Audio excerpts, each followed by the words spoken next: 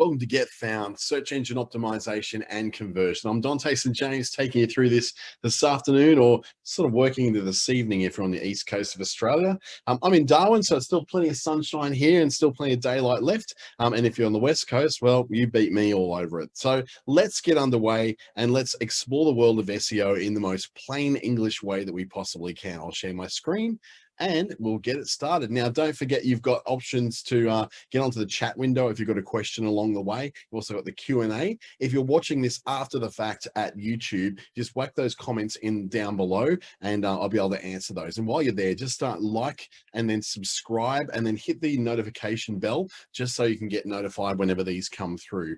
For those of you who are watching live right now, this will be recorded and placed on YouTube a little bit later this evening. It should be around about an hour after I'm done with it. It'll be placed on YouTube so you can watch it again, either through my own channel, Dante St. James, or through the Business Station channel on YouTube. A quote from Jim Whalen, who has worked in a lot of SEO and marketing firms in her time, says, "A good SEO work only gets better over time. It's only the search engine tricks that need to keep changing when the ranking algorithms change." We often hear about algorithms, don't we? Wow. It's the algorithm's fault. The algorithm did it. Oh, it's going fine until the algorithm. But when it comes down to it, if you're following very, very broad and general and proven techniques to improve your position on Google, you don't have to use tricks. You don't have to use tips. You don't have to use black hat and gray hat techniques. You just have to do the right things and keep doing them over a period of time. So in this session, we're going to look at how websites work, how Google works, how to build websites then with all that in mind. So search engine optimization is what we're after, and we want to look at how websites work, how Google works with those websites, and then how you can then improve your web position with those in mind. So let's have a look at how websites work. This is real 101 stuff. It's all about your website address. If you do have a .com.au, it's kind of like, it's your address. It's where it is. So you buy one of those and that connects through to a web host. And that web host gives you space in their servers that connects that domain name through to a space on their web server. That's then where you host your pages of your website, and they're accessed via your domain. So the domain points to a web server, which then has a specific space allocated to your address or your domain on their servers. So that's really as complicated as websites get. But Google then works in a slightly different way. Google works in the form of the spider and the web. So Google is like a spider that goes around a web and picking up whatever has landed on that overnight. So it looks for changes, it looks for things that have been added, it looks for anything it needs to update the index that it's got. And it takes that new information and it processes it in such a way that it decides whether it's going to then increase the rank of a website or decrease the rank of a website, or whatever it needs to do in order to get a better result for the people who are searching on the system. Now, that's the issue when it comes down to Google, is it's geared towards not businesses, but it's geared towards people using the system and finding it useful and finding the stuff that they want to be able to find when they want to find it. There are a bunch of ranking factors, and these are really important to know because they tell you pretty much everything you need to know about probably why your particular website is not ranking all that well. So first of all, we look at the trust level of your website. That's something that you earn over time. It's something which you can't force. It's something that you can't nurture. It's just something that comes with being there over time. It's like saying that you've opened up a brand new department store in the back suburbs of Brisbane, and no one's ever heard of it, but you think you deserve to rank better on Google for department stores in Brisbane than Myer or David Jones. Then we look secondly at how popular your website or page is. Now, these guys are all ranked. So these balls, the size of the ball gives you an idea of how much this is weighted. So the trust level is the highest weighting, then the popularity is the second highest rating. And that weighting is all about basically people consistently coming to your site over time and large numbers of them as well. So that's what you need to really looking at, is not just the trust level, not just how popular, but then also how popular you are in terms of links coming back to you. We call them backlinks. That number of and relevance of links to your website or your web page is a major ranking factor in there. And it does control, when it comes down to it, the difference between two very, very similar businesses with similar presences, similar amount of time online, and a similar level of traffic. The one that has the more backlinks will then be the one that's generally ranked above, if those backlinks are relevant, not just any old backlink, not just anything from lots of different like dodgy, Bangladesh websites and directories. It has to be something that's relevant to that particular business. And then we look at how well you've optimized your site or your page to be indexed. This is the stuff that you can do on the website that helps you to be better found by Google, better understood by Google, for Google to better be able to index you in their list. Then we look at things like the quality of your domain registration and web hosting. And these days, the quality of the web hosting is very important, not so much the domain registration. Unless you book your domain through someone who is particularly known to be bad, then it might be something like, for instance, booking a domain that's .xxx is not going to help you out. But it also could be to do with the kinds of domain name you've registered. A .com or a .com.au is going to be registered well above a .biz or a .media or a .marketing or a .club. Those new top-level domains don't yet have the authority or the credibility, apart from being sold to mostly people who are trying to do either network marketing schemes or a lot of Bitcoin mining and kind of that sort of stuff. Then we're looking at the performance of your page for visitors. By performance, we'll look at that shortly. It means pages that load fast, get people to where they want to be, and get them the information they want in the format that they're looking for it. Finally, it's then up to your social media links, your mentions, and your reputation. Things like reviews, that kind of stuff, will all be compiled into something that then adds that little bit of extra spice to where you rank on Google. Now, this is always like a game of golf, I imagine. So how would you then prepare for a perfect round of golf? You would then try and work on each one of those baubles. So to go back there, we want to work on these in order of what they come in. So first of all, you'll start working on the trust level by consistently matching what people are looking for and doing that over an extended period of time. I'm not talking about doing this over 3 months. I'm talking about doing this over years. This kind of level is reached over years of consistent activity that you're putting into it. Then looking at how popular a website is, you can't just attract people through an ads campaign to flood your website with 1,000 hits in one day and then go back to the normal 30 hits a day directly after it. What Google sees is that was due to a very unusual spike in traffic, but in no way shows how popular your page is over a period of time. They don't look at averages, they look for consistency. So you've got to not just attract more people to your page, but you've got to keep attracting them time after time after time. When we're looking at the relevance of the links to your site or page, we're looking at mentions from other websites. So it allows you to cultivate links from things like articles, from blogs, from news articles, particularly from reputable news sources. Like them or hate them, news.com.au does produce a lot of traffic to websites. And if you are mentioned on news.com.au, it is a very powerful engine to help you grow your website's popularity. You can also operate in forums and groups where you can then lead people to come through to your site. Now, it's not necessarily going to index your links in those groups. What it does do is generate a little bit of extra traffic. And if Google can see there's a significant amount of traffic coming to your site from those extra sources, then they're going to be in a position to say, hey, something's going on here. This looks like it's got a backlink that we can't necessarily read, but it's definitely coming from that site. The performance of your page for visitors is about those visitors finding relevant, desired information, the stuff that they're actually looking for, and they find it fast. And you've made it so it's very easy for them to find that information. This is so that not just fast, it's all about convenience. It's about the information being in a format that they're looking for. If somebody is an audio oriented person and you have an audio result for them, you will rank higher for that person. If someone is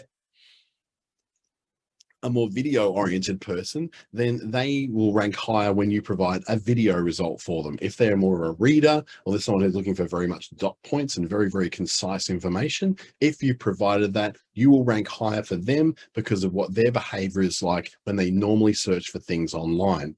So this is not just based upon one rule that you do once and that affects your search with everybody. Search is a much more complicated beast than that.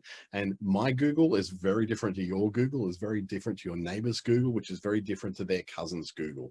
Everyone sees a very different Google depending upon their own behaviors when it comes to search. Otherwise, we were all getting the same results. We wouldn't be getting the results we want to get, and Google would be kind of useless to us.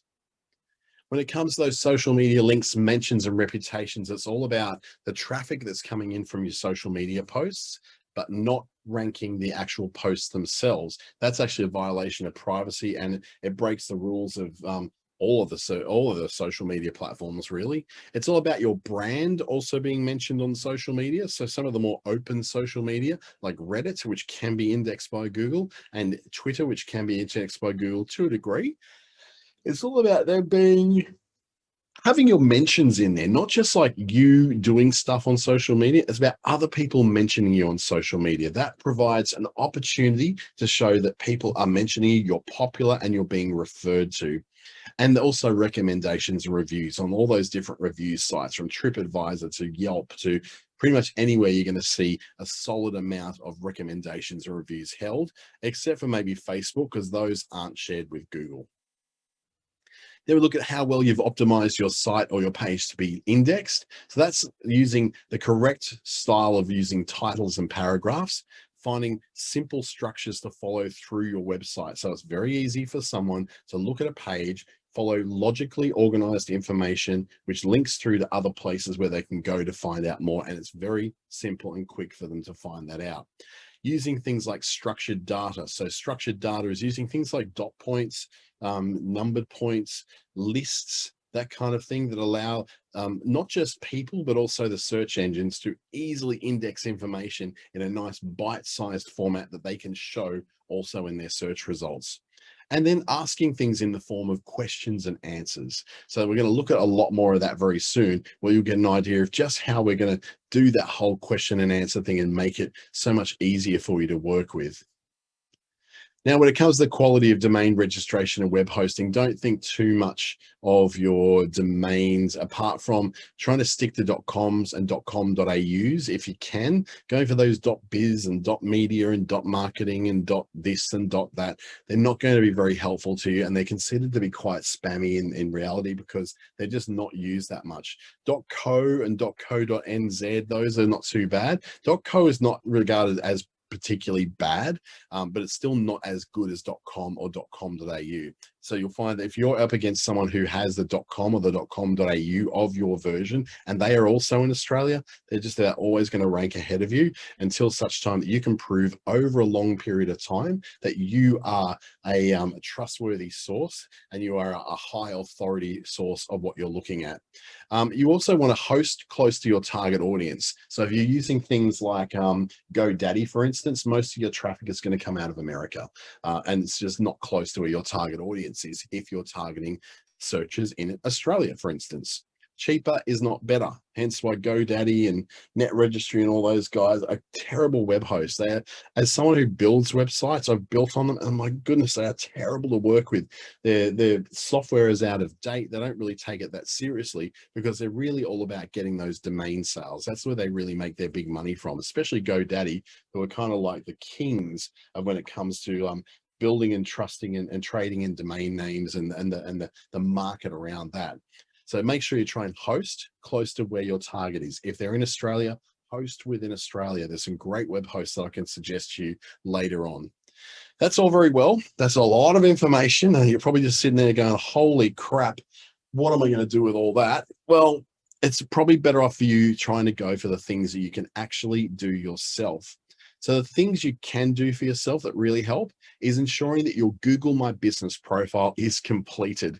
If you've got empty parts of that, if you haven't filled everything out, if things aren't consistently placed, if you don't have a phone number or an email address or a link to a website or a list of your products and services on Google My Business, you're losing out on traffic. The more data points you can give to Google, the more reason they've got to show you ahead of others in that knowledge panel on the desktop that's over on the right. So if someone searches for your business particularly and they don't find you, that's because your Google My Business profile is pretty much pointless to anyone and doesn't necessarily contain even old information that's out of date. It's just completely useless to anyone searching. Having a fast, well-structured, simply built website will go a long, long way, because that's ultimately where Google is looking for the best part of the information of your business. They're not going to find it from the yellow pages. They'll find a few little bits and pieces from there. But what they're really looking for is a well-structured and fast to load, mobile-friendly and consumer-friendly website that contains lots of information that's well-structured and well set out in bite-sized pieces that people can consume easily. It's also good to find content that's easy to consume and find, whether that's on your website or whether you're using that across different places like Medium or posting on Blogger or something like that. And also content that's written for the guest, not written for you. So it's very easy for you to go, oh, we've been around for 37 years, a family-owned business, locally owned and operated. Nobody really cares for that when they're looking. No one, literally nobody is going onto Google and searching for, I'm looking for a family-owned mechanic in Emerald in Queensland.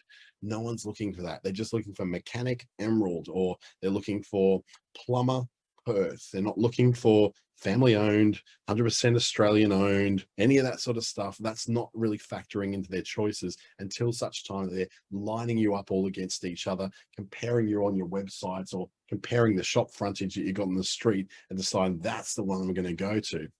You're also looking at content that answers questions. People have tons of questions. That's what we go to Google about these days. We don't necessarily go looking for what were the previously the search strings that we used to do. Now what we're doing is typing questions in, or even more than often than not, we're actually asking the big G questions directly to our phones and saying, you know, hey G, where is the closest Chinese restaurant? Hey G, when does Kmart close? That kind of thing. So content that answers questions that can be easily packaged and sent back up to Google is much better placed on Google and helps you to get much better search results, considering too that 61% of all searches that happen on Google these days do not result in a click through to a website. That's scary. So you either complain about it or you go, you know what, I'm going to take advantage of this and be the person who provides that information. So I become the authority in my area for searches for that particular thing. So it could be that you want to be, you're mowing grass in, let's just throw in Logan City in Queensland, right? So you're a lawnmower and you go around and you mow lawns in Logan. You want to be much higher rated than the others, and there's a lot of like Jim's mowing and all those sort of guys. Look, you may not beat them, but you can get very close to them, particularly if people are searching for you in a specific location. They're looking for you in, say, I'll think of a suburb now, Logan Home in Brisbane and in Logan in Queensland, right? So looking for lawnmowers in Logan Home. And if you show up as a lawnmower in Logan Home specifically, you've got content written around about that, you're answering questions about lawn care in Logan Home, you will automatically start to climb the rankings because you've got the appropriate content on your website that matches what people are looking for. Now, it doesn't mean that, you know, if everyone's creating all this content, everyone's creating all this relevant content, that you've got to find your niche. So not everyone's creating that content that talks about mowing lawns in Logan City. They might be saying lawn mowing services in Southeast Queensland, lawn mowing services in the Brisbane metropolitan area, lawn mowing services in the Gold Coast or Ipswich or something like that. What we're talking about is getting much more hyper than that. You want to get things that are so close to you. So you may be lawn mowing in Shayla Park, Logan, Brisbane, Queensland, that sort of thing. It's getting really close to the place you're looking at, rather than trying to appeal to those great big searches that are just not questions that you're ever going to win because Jim's Mowing has that one. Having a completed Google My Business profile means going to business.google.com and ensuring that you actually own the property. You own your property on Google and you have access to it and you can post to it. So having all your contact details and your website address on there, your hours of trade, your tours or your experiences or your products or your services listed as well. Here you're showing the Catherine Outback experience in the Northern Territory, who's showing that they've got their horse riding experience and Outback show listed there. So people can click on there to find more about the pricing and all that without ever having to leave Google. And once they do want to go and book it, you can guarantee that they're going to click on your website to book those experiences. So you can update your hours as well for things like holidays. So the upcoming, some areas of Queensland have got a public holiday on the 26th of April, some don't. I think Queensland, Northern Territory and Western Australia do. So if you do, then you should be updating that and making sure that knowing that you may be closed at that time, adding photos, adding videos, answering reviews that people have got on there, thanking people their reviews, saying sorry if they've had a bad experience, acknowledging that sort of thing, and posting and answering questions. There's questions that can be posted on a Google My Business profile by the public. You can actually post those questions yourself and answer them yourself. That becomes an extra Q&A section outside of your website that can help you to gain more of those searches in some of those things that you're very, very, very well connected to. Your homework then when it comes to Google My Business is making sure, number one, you've got a Google My Business profile. And secondly, looking at what needs to be added to make your profile much, much more effective and full of information. So there, take a screenshot of that because that's your homework. And that's how you're going to then be able to move beyond where you're at right now in Google My Business to move to a much more successful profile. Doing your own SEO work can also involve helping to build a faster, more well-structured website. You need your website to load in under 5 seconds. That homepage, if it takes more than 5 seconds to load, it's too slow, and you're going to find that nearly 80% of potential customers are dropping off. Even if it's over 3 seconds to load, that's too slow for some people. So you can use lots of site speed plugins. If you're using WordPress, for example, you can use Cloudflare, which is a service which accelerates your website for free and also puts a lot of security stuff in front of it. You remove things like front page videos. Having videos that are loading in automatically and playing in a background on your website may look very pretty, but when someone picks up their mobile phone and tries to read it and it's slow to load because of your video, that's not a good experience for them.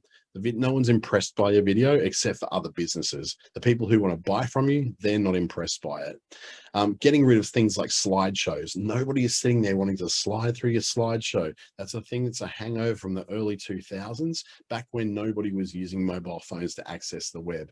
Get rid of those slideshows. Get rid of the videos from the front page and use a good heading and paragraph structure.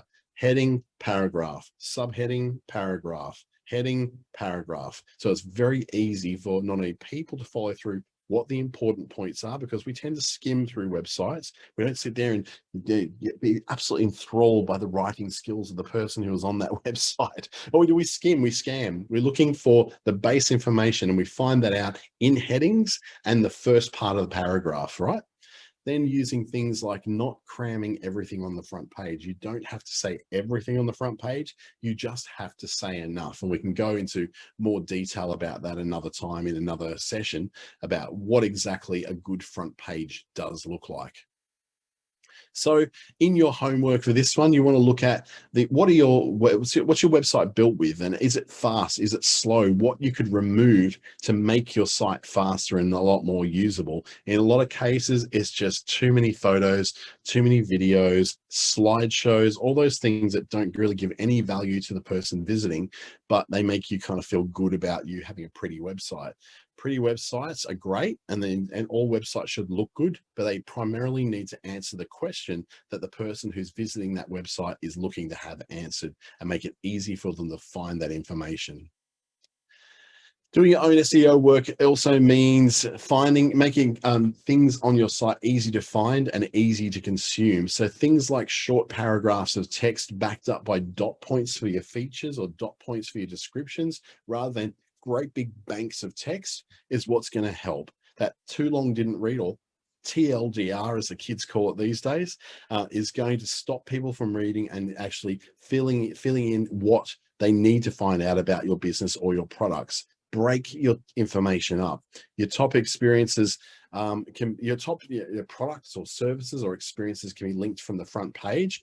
but don't necessarily have more than 5 top-level menu items on the front page. When you're going for 6, 7, 8, 10 menu items across the top there, it's too much stuff for people to choose from, and too much choice actually equals paralysis. People just don't know what to choose, and they go, I don't know, it's too hard, I'm going to go back and look at someone simpler. A lot of the new websites these days have less items in the menu, even down to at least 3, then have a few sub-menu items. But the thing is to have a quality of information on your website, not a quantity of it. You're not necessarily trying to create a library here. You're not necessarily trying to build a new Encyclopedia Britannica. What you're doing is providing easy to consume information that is about your business, what you do, who it's for, and how that relates to the person who's searching for you. So what you would need to do to help this is write a blurb for one of your products using a format in the format of a product, a short paragraph, dot points or features, and expansion information, which means a title, a very short paragraph about that particular service or thing you're talking about, a few dot points, 3 at the least, up to 5 at the most, of what the features are of that particular product. And then you can expand on those particular features in more paragraphs of text. But you want to get that first, the top of that article, of that page and that text, that contain everything that anyone needs. They can scan on the product name, they scan through that short paragraph, they scan down through those dot points. Most of that should be all they need. Once they get to the expansion information, that's only for people who are digging a lot deeper. When you're considering to do your own SEO work, you have to consider writing for the guest or writing for the customer. You need to focus on what's in it for them, not what's so great about you. Whilst it can be very, very tempting to say that we've been around for 35 years and we've got the best coffee beans in town and we roast them on site, that's all about you. That's not talking about the benefits to the actual customer. So what you need to talk in terms of is you will, you have, you are. Are very good for someone who's writing for the guests. So you're writing about them. So you're saying you will have a great time in this restaurant. You have the chance to enjoy great food, great coffee, and great times. You are the center of everything we're about to do. And likewise, you can book here. A lot of mentioning them, you, that sort of stuff is much more helpful than going and listing off features and benefits in great paragraphs of information that you've written about how great you are. Kim's just asked for an Australian website. Is a .com.au new domain name better than a .com? And what if you're thinking scaling international at some point? If you're looking to scale international, start with a .com. It's not really going to have a great deal of difference between a .com and a .au. In fact, if anything, own both and have the .com as the primary one with a .com.au redirecting through to it. Considering that the domain names cost as little as $22 a year now, it kind of makes sense to buy the ones you think are going to be the most, especially if it's your brand name you're using in that. It's better for you to own all the versions of that brand name rather than letting someone else get hold of them and sort of get ahead of you. So in this case, you can look at one website to see how it can be improved by writing for the customer. And this can be one of those things that's really, really helpful in helping you see how many businesses get this really, really wrong by writing very much towards what's so great about them and not what they're providing to the person who's searching for their services and products. It's a very subtle change to write for someone else rather than writing for yourself. We like it naturally. We think that the whole point of promotion is telling everyone all about ourselves, but what it is actually more about telling someone else what is so great about them and why they should then be able to get that issue they need solved through you. It's one of those things which you can find a lot more through the book from Donald Miller called Building a Story Brand. It's a great book that allows you to be able to go through that process of writing for the audience, not writing for yourself. That's called Creating a Story Brand by Donald Miller. And every month I do one of these story brands sessions that helps you to sort of understand that and to swing around your whole point of view from I do all this and look at me, I'm wonderful, to this person needs help. What can I do to present my products and services to them in a way that presents them as solutions to the problems they have? When you're doing your own SEO work, you might want to consider answering questions. So in this case, I've got one here for Kakadu National Park where I've gone, okay, where can I stay in Kakadu? Now there's a number of options that come up. One of them is for Kakadu Tourism, which is actually a commercial company that is owned or managed by Accor Hotels. They have a couple of accommodation venues in Kakadu, including a cultural center they manage as well. Now, the problem with that is, of course, that it only mentions their properties. They're not going to mention the Ambernick Kakadu Resort or the Graveside Gorge Campground or the Kooinda or the Jarrajin campground. They're just going to mention their own places, which is the Kakadu Crocodile Hotel in Jabiru and the Kooinda Campground and Caravan Park and Hotel in Kooinda, because that's the ones they own. So the one that comes up first is this answer for Parks Australia, who manages the access and all the facilities in Kakadu National Park. And that's the one that comes up first because it contains the most authoritative and complete list of all those things.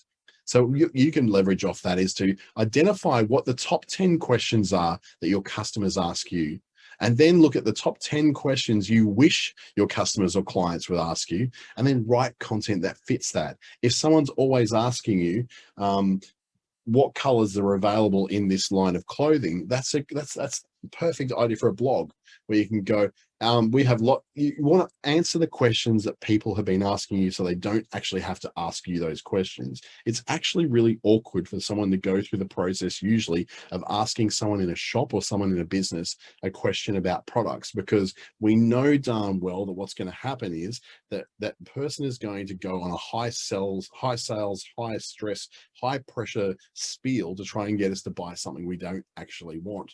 So if you can help them avoid those questions, it makes you a much better trader because they've now got the information they want and they can just go and buy. It makes it so much easier. When I go to buy something, I've usually researched it already, and I just walk into the shop if I have to go to a shop and go, I want this. Okay, they go, oh, okay, no worries, that's it. Yep, thanks, bye. And I'm out. And it's such a smooth, friendly, nice experience where I don't have to get someone to bare their soul to me just to sell me something that I don't necessarily need or want. So your homework with that would be to identify what those top 10 things are. What are the top 10 things your customers are asking you? What are the top 10 things that you wish that they would ask you?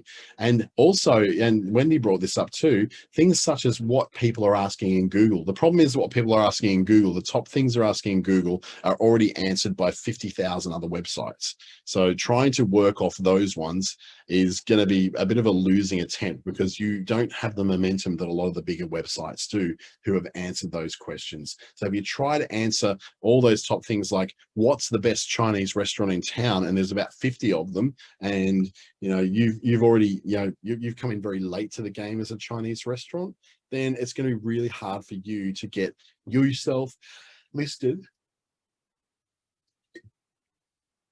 as one of the top restaurants in town for Chinese cuisine. It's going to take you a lot longer to get to the point of being ranking for that than what these existing people will be. But if you go for the best Chinese restaurant in a particular suburb in your town, or the best place to get a particular Chinese meal, so the thing of Peking duck or something like that, you could be the best place to get Peking duck in your town because no one else has actually identified that. And that's the difference between what they call a short tail and a long tail search query. Short tail is all about the obvious questions. It doesn't take you long to get there. It's short. But the long tail stuff is the stuff that people are asking less often. And what happens at these particular queries, such as where's the best place to get Peking duck? That sort of question is very, very specific and comes with a much higher intent. People are going in there with a much more intentional way to try and look for what they're looking for, and they're going in with an intent to buy or an intent to really investigate that as an option. So when they're just looking for Chinese restaurant in Parramatta, New South Wales, they might just be looking at a general research for something they're going to do in a couple of days. But when they're looking for something really, really spectacularly specific, like Peking duck in Parramatta in New South Wales, then you know that this person is hungry, they're looking for Peking duck, and the chances are they want to get that right now. So yeah, that's what I'd say is the problem with trying to match your content to all the higher search results in Google is that the chances are that everyone else has already done it. We're all very late getting to the SEO game. So then the question gets asked is what website builder you should be using. And this all comes down to number one, what the comfort level of you are, whether you're building it yourself or someone's building it for you, and what the big ones that are used. And there's this great big sun, which has got little planets hovering around it. And that big sun is WordPress. It is representing now about 40% of all the websites on the internet. And of all those websites that are using these kind of systems, it represents well over 70% of the content management systems in use on the internet. So it's just so dominant compared to all the others. The second biggest one is now a bit of a tie between Joomla, which is a bit of a declining system from the early 2000s, and Wix, which is a self-hosted service that's been growing quite rapidly in the last few years. Then you got Squarespace, which is this little spidery looking black thing down here. Shopify has also been producing a lot of websites lately. Drupal, which is this rather freaky looking guy down here. Weebly, GoDaddy Builder, ModX, Magento, Doodah, and lots of others. Once you get beyond about here, once you get beyond here, you're down to about 1% of the websites in the world. This represents about 40%. So it's much bigger system with much bigger support and people using it. I used to develop almost exclusively in the Joomla content management system. It unfortunately represents such a niche kind of people now that it's just not worth me doing it. And I work in WordPress because of that. And then I'm also working in Wix and Shopify because they're the up and coming ones. So if you're building in anything other than that, except for maybe Squarespace, is probably a pretty good place to build as well.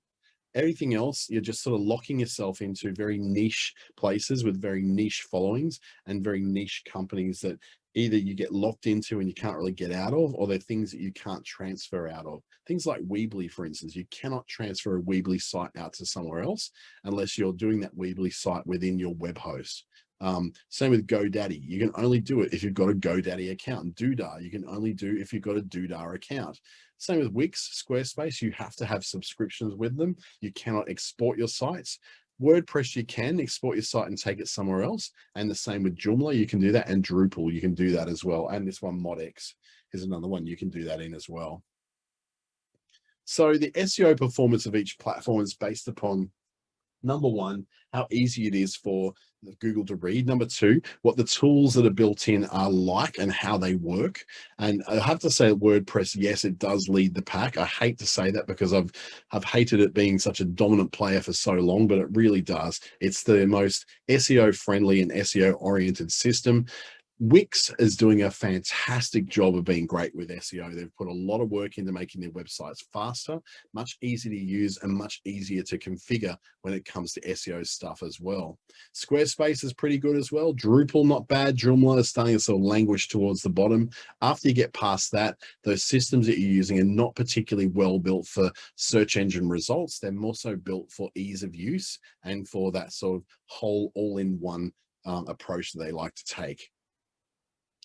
So what you're looking for when you pick anything to build your site in, I know it seems like I'm just saying just use WordPress, but that's not necessarily the case. Wix, Squarespace are all very good systems as well. And if you're building a shop, you might find that it's actually better off for you to use something like BigCommerce or Shopify. But you are ultimately looking for a system that's going to let you create new pages and new articles very easily yourself without having to go to a web developer to do it for you. You want something that's very simple to maintain the technology. Things like Wix, WordPress.com, as opposed to the one you host on your own web hosting. Squarespace, Shopify, they do all the maintenance of the technology for you. You don't have to do any of that. You would also want to know that there's really good SEO capability built in, or there's plugins that will help you to do that. WordPress has things like Yoast, which help you to have a lot more control over how you appear in Google search results. Things like Wix have their own system built in, which allows you to change how your descriptions and your titles appear in Google and helping you to optimize your site for the kind of things that people are searching for. And then other areas like, for instance, Squarespace have that all built in as well. So there's some really good systems that are already built in to take advantage of whatever you can do yourself to be able to optimize your site for a search engine ranking. You also want very fast hosting. WordPress are brilliant at that. Squarespace are brilliant at that. Wix are brilliant at that. But not all not all web hosts are the same. If you're buying web hosting and then putting WordPress on it, you want to make sure that that web hosting is well regarded. I've got a few that I point to all the time. In Australia, I point to Ventra IP, VENTRA IP. They are very, very good, and they are located in Australia, owned in Australia, and they have very fast, very highly regarded, very high rated hosting. In fact, I resell them through their wholesale arm, which is called Synergy Wholesale. There's also things through, for instance, SiteGround. SiteGround carries their traffic on the Google network. So it's really, really quick, really, really fast, and performs really, really well. So SiteGround is another option, not Australian owned, but they do co-locate their servers here in Sydney. Well, I'm not in Sydney, but in Sydney. And they also have like locations elsewhere around the world. Wherever there's a Google data center, they actually have the ability to be able to have that website located really close to wherever you happen to have your customers. Others like Net Registry, GoDaddy, Crazy Domains, I just wouldn't, unless you're using their own web builders. So for instance, using the Crazy Domains web builder or the GoDaddy web builder. Once you start to put things like WordPress onto their web hosting, they are absolutely atrocious. They are slow, they are clunky, they're not built to host it. So you're better off just using something that is made to host websites that need to perform very quickly.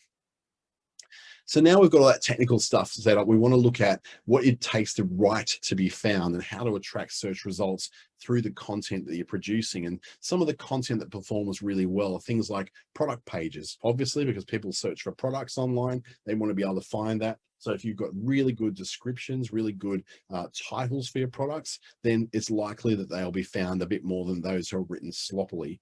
Blog posts and articles, I guess, are the traditional way to do it. Whilst people like to say that SEO is dead and Google search is dead and blogging is dead, it's not. It's just that people don't have the patience to work on it. They want to find the quick way forward. They want to use the Clubhouses and the TikToks to get a quick leg up and to get ahead. That's not how Google search works. Google search works on consistency over a period of time, that you are trusted to deliver the service that you deliver over a long period of time, not just 3 months that you've been in this latest network marketing scheme. You've got to have been doing this over a period of time that's consistent. Lists perform really well. Guides and how-tos perform really well.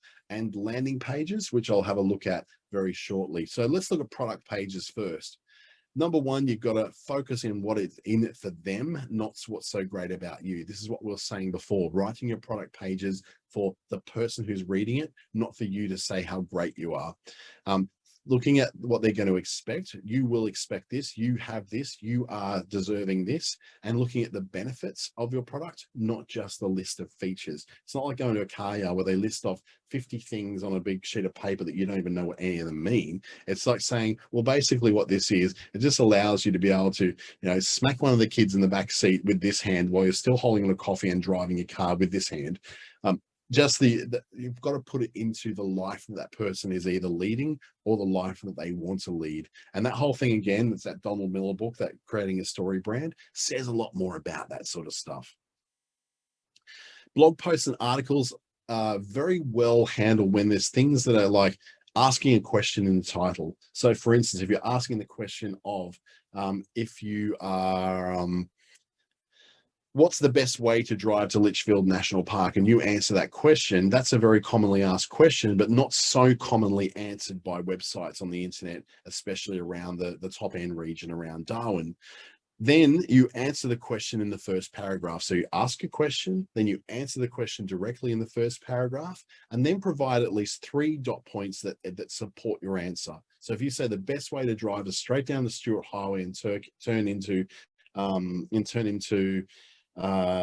Litchfield Park Road, whatever the road is you turn in to go there. I can't even remember what it's called now. I've driven there 100 times and I don't remember the name of it. But that needs to be backed up by 3 points to say this is by far the most direct route. It's also the best route for when there's floods on, because there's only a very, very short little part that may get flooded. And if it does, you can just drive down the road to Crater Lake Road, and that takes you in through the back of town. So expanding those dot points, you then use subtitles to then go into the rest of it. So you've got the 3 dot points, then you take each dot point and expand it into another paragraph of information that makes it go a bit further, and then end with a clear call to action. So the clear call to action could be, now that you know how to get here, make sure you book your accommodation now so you don't miss out. That kind of thing really helps link that together. Kim's just asking what I think of Shopify hosting. Shopify's got excellent hosting. It's very fast. It's very, very geared towards what they do. They just don't give you a lot of power over your SEO and your ranking and your descriptions, apart from what your descriptions are in the product fields and what the product name is. The actual hosting they use is blisteringly fast for what they have in their particular system. Just don't overburden your pages with too many huge images or videos, and you'll be able to keep those pages loading nice and fast on Shopify. Lists are great because they're what we are used to in terms of things like listicles. Listicles are things like you see on the right, which is, you know, a bunch of things to do while you're visiting Alice Springs. So I found that when I actually went and looked for things to do in Alice Springs, this particular thing came up from Northern Territory Tourism, which was the top 10 lists of things to do. People love a top 10 list. We love them. We love to read BuzzFeed. We love to read lists of things to do. We love to read, you know, the top 3 celebrities that we knew in the 80s, who look hot now. We love that stuff. It's clickbait. And if you can make clickbait work for you, it is a powerful tool. It ranks really well in Google, as long as it's not spammy and scammy. It's not those sort of 3 weird tricks to lose your belly fat kind of stuff. We're not talking about that. We're talking about things that are very specific to your business, your line of work, and your town and your local area. So if you're in, let's just say in Leaderville in Perth, and you're saying the top 3 cafes to go to in Leaderville, and your cafe is one of them, you can rank for that sort of thing. Cafes in Leaderville, top cafes in Leaderville, the best cafe in Leaderville. You may be able to rank your list in there. The offset of that is, though, that you're not just mentioning your cafe, you may have to mention a couple of others as well. So you might have to say, hey, the top 3 cafes in inner Perth, you know, as opposed to the outer suburbs. And then you might be able to at least spread the load away and say, well, we're the top one in Leaderville, but these ones are over here in Northbridge, and this one's over in, you know, in Mount Lawley, and anywhere that's sort of around those areas, but you're not necessarily saying the ones that are right next to you are also on your list. Things like that involve a very short paragraph and a list of items with short descriptions, just like you can see in that example from Northern Territory Tourism. Those sort of things really rank well because they're very informative without being too over the top in terms of the length of the words. There's a very short paragraph there, and it's just saying what you need to say to get someone interested enough to click that link to go and visit where the olive pink botanical gardens are. So think about it. What could you write a top 10 about? What are the things that you could make lists about that could actually help people to find your website when they're looking for things to do or things to buy, coffee shops, places to eat, attractions to go and follow? Guides and how-tos are also really good. Things that describe how to get to, how to cool down, the guide to Aranda culture, what humbugging is and how to deal with the 4-wheel drive guide to East Arnhem Land, the guide to know how to get a good consistent coffee from a barista who's in a bad mood. Any of those sort of how-to kind of articles are going to help you to get those search results as well. So it's not just a matter of writing blogs, it's a matter of being smart with the blogs that you're writing. We're not saying to write blogs these days, we're saying to write content that's compelling, that people actually want to read. And to do that, you need to provide the answers to the questions that people have, and put it in a format that's really, really super easy for them to be able to scan over and get the information they need really quick and then get back out again, or the stuff that Google is actually looking for because there is a shortage of good information on that particular topic. So what could you write a guide about? What are you close to? What's your local area? What are the things that you know about your area that you could be an expert on? Is there things that you do in your business? Are you a steel worker who has a particular affinity to working with a particular, maybe Damascus steel, and you know how to produce it and you know how to work with it and you know how to describe it? then that could be something that someone's looking for. When they're looking for Damascus steel, you can then put that in description in there and saying, we work with Damascus steel and actually repair Damascus steel knives and cutting implements, that sort of thing. Landing pages then are a bit of a special case because they usually are very much a one-off page that's designed for no other reason but to get people searching and finding you in Google. So that could be things that relate to a trend or to a news topic or a specific topic or a very specific demographic. Examples for someone who, I've got an example here. This is a landing page for people who went and saw the movie Top End Wedding and wanted to go and visit the places that have to do with that, all the locations that are mentioned in that movie. So your landing page could be that you want to take the Back to the Future tour of all the retro places in town. You can then say, okay, as featured on Getaway, that can be a really good way of looking at it. A landing page that is geared towards an event that happens in your town. Let's just say it's during the Carnival of Flowers in Toowoomba. I think it's still on. I think it's still something they do in Toowoomba. If not, I'm totally out of time. But if there's a Carnival of Flowers or the Flower Festival in Toowoomba, then you could then leverage yourself as being something to do with that. You're not saying that you're sponsoring it, you're not saying you're part of it, you're not saying you're the organizer of it, you're just saying while you're in town, the things that you can shop for whilst you're in Toowoomba visiting for the Carnival of Flowers. So you can say, okay, you can go shopping at this little boutique that we happen to own. You can go shopping at this little jewelry store, which we happen to own. You can go drinking coffee at this particular cafe that friends of ours own. And that way you're tying into other things that people are searching for in your area and associating yourself with them. That is always a guaranteed way of getting extra traffic coming into Google. So think about it. What are the landing pages that you could possibly produce? So I built a landing page once upon a time for it was a bit of a how-to landing page, and my landing page was all about how to target people with ads in Facebook that are members of particular groups. And the whole thing was that I needed to be a member of that group, and it helps if I'm an admin of that group. But if I'm not, I can still post a video on that group that's relevant to that group and then retarget the viewers of those videos. So to do that though, I've got an article on my website that's the top rating one in the world for that particular query. And I get 1,000 visitors a week just to that article. So what I'm trying to do is now associate myself with more of those questions that are very similar to that, so I can get more of that traffic coming through. And if I can get that, it's actually increasing the value of my website to the point where everything else on my website is now starting to rank higher and higher every week as I continue to get that 1,000 people coming through to my website every week who are looking for answers to these questions. Backlinks are all about developing a referral network of traffic from one place to a different place. So the valuable sources of backlinks are the things that will assist you to be found, are things like having yourself listed on the members of a chamber of commerce. That is a very powerful tool. I'm not going to lie to you, it may not be cheap, but it is a very good way of making sure that you are mentioned in a very high authority place that then links back to you. Popular online magazines and blogs, when they link back to you, they're useful. Your social media profile links. So in Facebook, when you list what your actual, oh, I just got so easily distracted then, but I saw something outside that was actually like a car crash.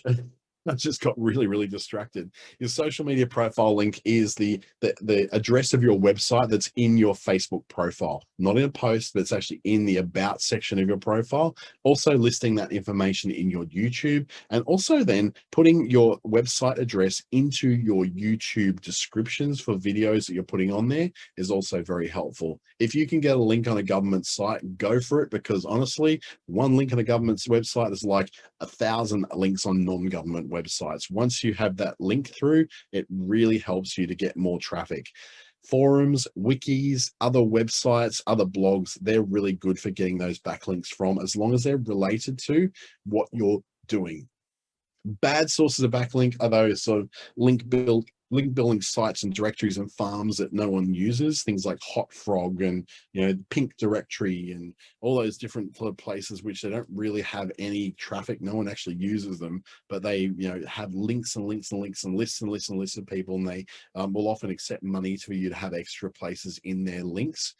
Don't use them, they don't work. Unrelated forums, so forums for, say, Star Trek fans and you're trying to sell coffee, unrelated, not going to help you at all. Google's smart enough to work out what's related and what's not. The automated posting of the links to blog comments is actually going to come up against you, and you don't want that to happen. Google won't necessarily penalize you. They're just not going to promote you. They're just going to promote everyone else over you. Articles on websites that are unrelated to what you do. So for instance, if you are a travel related business and you are in a magazine about, I don't know, guns and ammo, then, and you don't have anything to do with tours involving hunting or fishing or anything like that, then you're totally unrelated and it's totally unhelpful. And duplicate content on your own website. It doesn't actually matter for you to have duplicate content on different websites, but if you have duplicate content on the one site, that will help your rank to drop and other people to come in over the top. Neutral sources of backlinks, they're good to have because they generate traffic, but they're otherwise not really going to give you any help to be found in Google. As things like Facebook posts, LinkedIn posts, Pinterest pins, TikTok videos, Instagram posts, they do not help you to be found in Google, but they do help you to generate more traffic from those locations through to your website. So they don't really give you a lot of SEO value apart from giving you a little bit of extra traffic. And if you can continue getting lots of traffic from Facebook, hey, use it. So when you're looking at these things, you can check out your website's backlinks. You might want to take a screenshot of this at ahrefs.com backlink-checker. That's going to help you to check what other what locations that your backlinks are coming from. So you can see if there's good ones, bad ones, ones that you've never heard of. Chances are you're going to see a few in there. You're going to, I don't know why these people are listing me, but they seem to be. Understand the difference between good, neutral, and bad backlinks and avoid the bad ones and try to get more good ones. And then look at how you might want to develop a few more links back to your website as well. I'll just answer that quick question from Wendy, who was asking, how does a landing page differ from blog articles and SEO? Basically, they don't. They're pretty much seen as the same thing. The difference is often how things are written. People in blogs tend to write very flowery language, and they tend to take a long time to get to the point.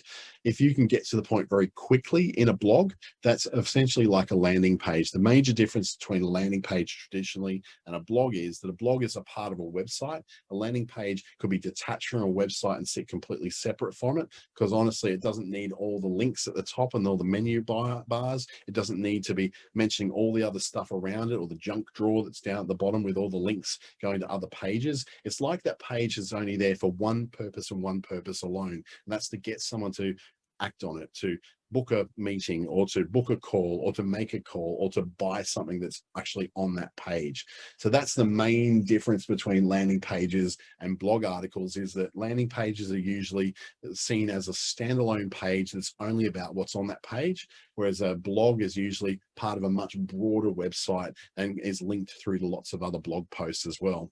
My final part of this particular series is called Stay Known, which is all about graphics and video. We're going to look at how to make them, look at how user-generated content works, how creating moments in Instagram can work, and some ideas for how you can do that as well. It's taking all these things we've done over the last few weeks and turning them into something that you can apply to your business, your website, and use these creative tools to do so much better. I'd like to thank you so much for joining me this afternoon or this evening. It's time for you to go off to get dinner. It would be time for me to get dinner, but unfortunately, I've got another call to make tonight before I can pack it in. So if you'd like to get in touch with me at all, dante@treaty.com.au is the place to get hold of me. I like answering SEO questions because they're quite easy to answer for me. I do a lot of this stuff and continue to do it. And it's an area that I'm very interested in because I can be quite a competitive little mite. And you can follow me on Facebook, LinkedIn, Instagram, all those. I'd love to see you there. And if you're watching on YouTube, don't forget to like, comment, and subscribe to the channel you're seeing this on, whether it's Business Station or my Dante St. James one. This one will be up in the next hour. So thank you so much and have an awesome night. You've been awesome to chat to. Thanks for the great questions as well. So much more fun when people actually ask questions. Have a great one.